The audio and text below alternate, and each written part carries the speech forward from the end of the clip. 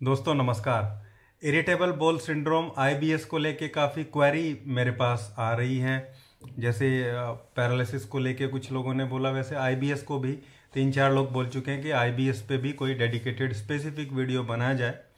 हालांकि digestive complain के लिए 2-3 वीडियो ऑलरेडी चैनल पे हैं, लेकिन आज आईबीएस का एक ऐसा बहुत अच्छा ट्रीटमेंट आप लोगों को बता रहा हूँ जिसमें आप देखेंगे कि लगभग सारी कंप्लेन ही कवर हो जाती है। तो चलिए इस वीडियो को स्टार्ट करते हैं।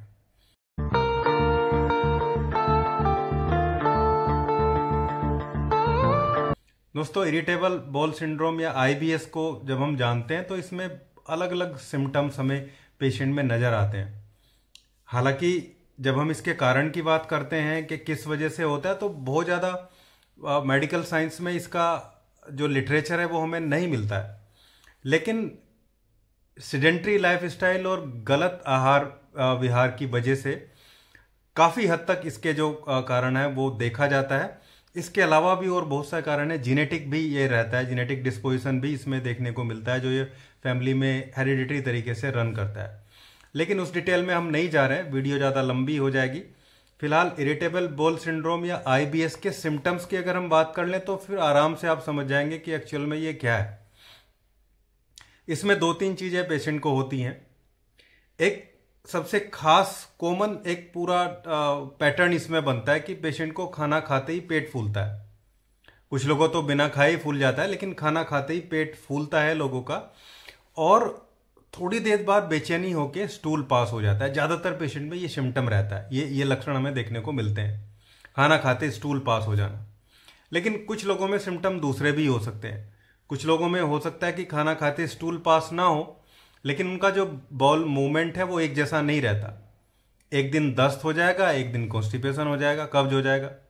मतलब एक दिन दस्त हो गया, फिर अगले दिन स्टूल पास होगा ही नहीं, या 2 दिन तक नहीं होगा स्टूल पास, या स्टूल बहुत टाइट हो जाएगा।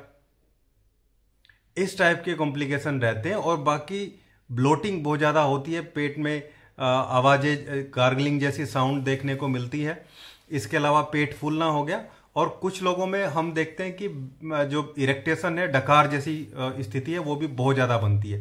मतलब लगातार लंबी लंबी डकार वो लेते हैं। इसके अलावा कुछ लोग आपको ऐसे मिलेंगे जो बोलेंगे कि वो स्टूल पास करते हैं, दिन में कई बार जाते हैं, लेकिन एक बार भी उनको सेटिस्फेक्शन नहीं होता है। हमेशा ऐसा लगता है कि जैसे कुछ एनएस में हैं, अनसेटिस्फैक्टरी जो है वो लगी रहेगी, अर्जिंग बहुत ज़्यादा होगी, बहुत ज़्यादा स्टूल पास करने की इच्छा दिन में बनी रहती है, और पेट में दर्द भी, हाथों में दर्द भी हो सकता है, क्योंकि कुछ केसेस में इसमें इन्फ्लामेशन भी हो जाता है हाथों में।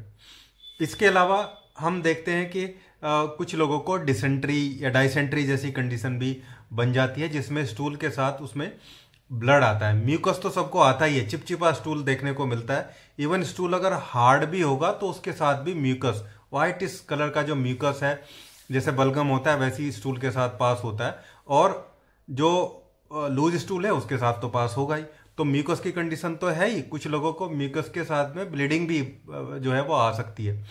ऐसे कई पेशेंट हमारे पास आते हैं जो बोलते हैं कि उनको कई कई दिन तक ब्लीडिंग होती रहती है, जिससे उन्हें उनमें लगातार वीकनेस बनी है, फटीग बनी रहती है, थकान, कमजोरी बहुत ज़्यादा होती है।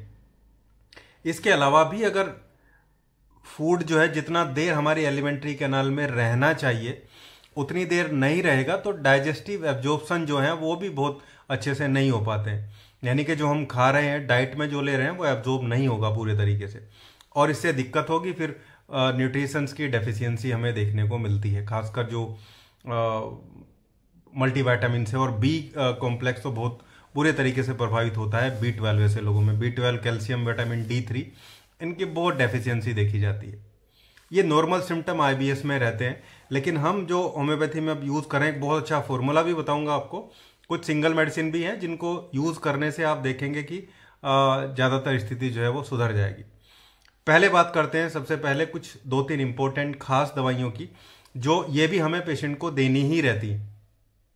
2 खास इंपॉर्टेंट दवाई हैं जो पेशेंट को देनी है। एक है नक्स ओमिका। ज़्यादातर ऐसे पेशेंट में नक्स ओमिका के जो हमें टेंडेंसी है वो देखने को मिलती है। नक्स ओमिका 30 पोटेंसी में पेशेंट को देना है, और रात को देना है। रात को ये बहुत अच्छा काम करता है नक्स ओमिका। रात को इसे देंगे तो जो अनइफेक्चुअल अर्जिंग है, जो अनसेटिस्फैक्ट्री स्टूल पास हो रहा है, उसमें राहत मिलेगी। ब्लोटिंग, पेट फूलने में पेशेंट को राहत मिलेगी। तो शाम को हम नक्सोमिका 30 देंगे। दूसरा, पेट फूलना और कई बार लीवर जो कंप्लेंट्स हैं वो भी रहती हैं पेशेंट में, और बहुत ज़्यादा ब्लोटिंग है, तो लाइकोपोडियम भी ऐसे पेशेंट में बहुत अच्छा काम करती है। लाइकोपोडियम को भी हम साथ में ही देंगे। लाइकोपोडियम 30 पोटेंसी की 2 बूंदे पेशेंट को सुबह सुबह देंगे। ये दोनों दवाई तो आपको पेशेंट को देनी है, एक सुबह लाइकोपोडियम 30 सुबह सुबह और नक्सोमिका 30 शाम को। एक कंटिन्यूस लगातार, क्योंकि लोअर पोटेंसी है तो आप 1 महीना तक आराम से दे सकते हो। और मैं रिकमेंड करूंगा आपको कि 1 महीने तक इन दोनों दवाइयों को आपको देना ही चाहिए। दूसरा, हम बात करते हैं कि अगर पेशेंट को पेन होता है, पेट में पेन होता है, जो है स्पाज्मोडिक पेन देखने को मिलता है, क्रैम्प जैसे लगता है, तो कोलोसिंथेसिस आता है। कोलोसिंथेसिस 30 पोटेंसी में आप पेशेंट को दे सकते हैं, लेकिन ये तभी देना है अगर पेशेंट बताता है कि उसके पेट में दर्द भी होता है। इसके अलावा इसको देने की बहुत ज़्यादा जरूरत हमें नहीं पड़ती है। दूसरा, एक और सिम्टोमेटिक रेमेडी है, नक्सोमिका लाइकोपोडियम तो देना ही है, ये सिम्टोमेटिक है, और जो अभी बता रहा हूं वो भी सिम्टोमेटिक है। अलोइसोकोट्रेना या अलोइसोक एक दवाई आती है, ये तभी देनी है जब अगर पेशेंट को लगातार लूज स्टूल होते रहते हैं। पेशेंट बोलेगा दिन में 2-3 बार स्टूल जाता है, हर बार लूज मोशन ही होता है, तो अलोई देना है पेशेंट को 30 पोटेंसी में। ये भी 2 बूंदे सुबह शाम आपको 2 टाइम आप दे सकते हैं। ये दोनों सिम्टोमेटिक आप यूज करेंगे। अब हम बात करते हैं कि अब हम मेन जो हमारा प्रोटोकॉल है वो क्या चले, जिससे ओवर द टाइम यूज करते हुए हमारी जो पेशेंट की स्थिति है वो सुधर जाए। इसमें जो सबसे पहली मेडिसिन हमें यूज करनी है वो है हाइड्रेस्टिस कैनेडेंसिस। इसका मदर टिंचर हम लेंगे। ये आंतों की बहुत अच्छी दवाई है, इंटेस्टाइन की बहुत अच्छी दवाई है, क्योंकि इंटेस्टाइन का बहुत रोल इसमें देखने को मिलता है। आंतों की सूजन, जो अगर इन्फ्लामेशन हो जाए उसको ये ठीक करता है, इंडाइजेशन को ठीक करता है, अनडाइजेस्टेड फूड मटेरियल अगर बाहर निकल रहा है तो उसको भी ये प्रिवेंट कर देता है। तो हमें पहली मेडिसिन इसमें लेनी है हाइड्रेस्टिस कैनेडेंसिस का मदर टिंचर। दूसरी दवाई हमें लेनी है कालमेक। कालमेक का भाई मदर टिंचर लेना है। ये लीवर पे भी काम करती है, इंटेस्टाइन पे भी काम करती है, और कहीं ना कहीं ये इन्फ्लामेशन को भी रिड्यूस करती है। तो कालमेक का मदर टिंचर हम दूसरी मेडिसिन लेंगे अपने, जो हम कॉम्बिनेशन अभी बना रहे हैं मदर टिंचर का, इसमें। थर्ड मेडिसिन हम लेंगे एग्लेमार्मेलोस,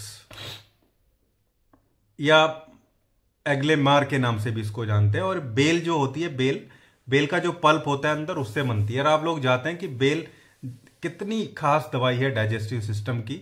इवन बेल का शरबत ऐसे लोग जिनका पेट डिस्टर्ब ही रहता है वो लोग यूज करते ही हैं। तो ये समझिए बेल के शरबत को ही एक मदर टिंचर की फॉर्मेट में बना के, पल्प से ही बनती है, और इसको फिर होम्योपैथी में प्रूव कर दिया गया, बना दिया गया। बहुत लेस प्रूविंग दवाई है, और थेरेपेटिक इफेक्ट आपको इसके देखने को मिलेंगे। मतलब जितने भी गुण बेल में है वो आपको इससे मिलने वाले हैं। तो एग्ले का मदर टिंचर आपको इसमें हमारी थर्ड मेडिसिन लेनी है। फोर्थ मेडिसिन है चेलिडोनियम का मदर टिंचर। ये प्रोमिनेंट लीवर टॉनिक है, और लीवर का इंपेयरमेंट हमेशा आईबीएस में रहता है पेशेंट के लिए। लीवर एंजाइम्स की प्रॉब्लम भी रहती है, और मेटाबॉलिज्म की खास समस्या भी कई बार देखने को हमें मिलती है। तो चेलिडोनियम को हम इसमें क्यू मदर टिंचर के फॉर्मेट में ले रहे हैं। इन चारों दवाई को इक्वली मिक्स कर लेंगे हम। इक्वली मिक्स करके 100 ml की बोतल में मिक्स करवा लीजिए आप, क्योंकि ये लंबी चलेगी, 2 से 3 महीने आप इसको ले सकते हैं। और लगभग 15 बूंदे सुबह, 15 बूंदे दोपहर, 15 बूंदे शाम को, खाना खाने के आधा घंटा पहले लगभग आधा कप पानी में डाल के पेशेंट को ये लेना होता है। ऐसे आप इस मदर टिंचर के कॉम्बिनेशन को यूज करेंगे। साथ में शाम को नक्सोमिका, सुबह को लाइकोपोडियम। इस पर्टिकुलर थिंग को यूज करते हुए ज्यादातर लोगों का आईबीएस जो है वो बहुत जल्दी ही ठीक हो जाता है। ये था हमारा आज का video. IBS irritable bowel syndrome में हम क्या पेशेंट को दे सकते हैं, और क्या इफेक्टिव मदर टिंचर है जो बहुत ज़्यादा अच्छे रिजल्ट जिसके हमें देखने को मिलते हैं। उम्मीद करता हूँ वीडियो आप लोगों को अच्छा लगा होगा। वीडियो अच्छा लगा है तो लाइक करिएगा, शेयर करिएगा, और चैनल को सब्सक्राइब जरूर करिएगा। Thank you.